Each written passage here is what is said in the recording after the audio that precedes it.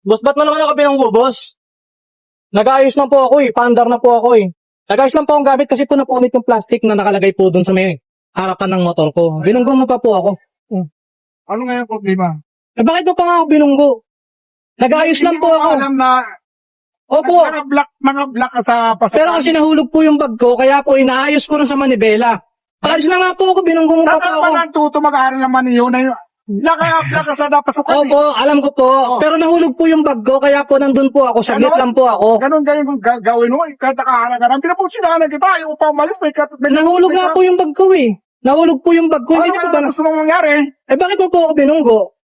Yun lang naman po yung tanong ko, simple lang. Ang tanong ko sa'yo, tama ba yung yarang mo doon? Hindi po tama.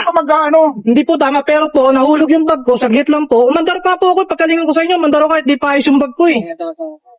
Kaso binunggo niya po ako. Pasensya na nga lang po hingin ko, hindi nga po ko hingin ng kahit ano eh. Sir. Pasensya na po, sir. Pasensya lang po kasi, nakita niyo po, mandar po ako nung napansin ko kayo. Kami nagmamadali rin. Opo, pero hindi naman po dapat kasi nang bubunggo. Pasensya na po. Ako na po ang yatawan.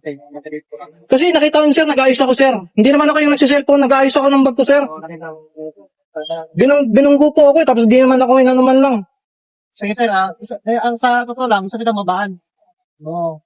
Hindi ko pa nakita rito. Kaya hindi na lang. Eh, siyempre po, nabangga po ako eh. May damage nga po yung likod. Pero hindi naman ako, gusto lang po, sorry lang na ano. Simple lang.